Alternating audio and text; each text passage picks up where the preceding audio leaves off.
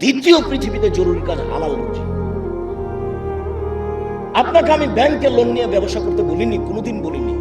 Chocolate দিয়ে ব্যবসা করতে বলেছি, তাহলে লোন নেওয়া লাগবে না। চকলেট দিয়ে যদি আমি ব্যবসা করি তো লোন নেওয়া লাগবে না।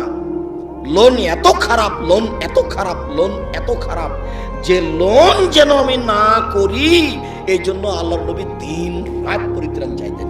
সালাম ফিরার পূর্বে এমন কোনোদিন জীবনে একটা দিন ঘটেনি যে এই দোয়া বলেননি।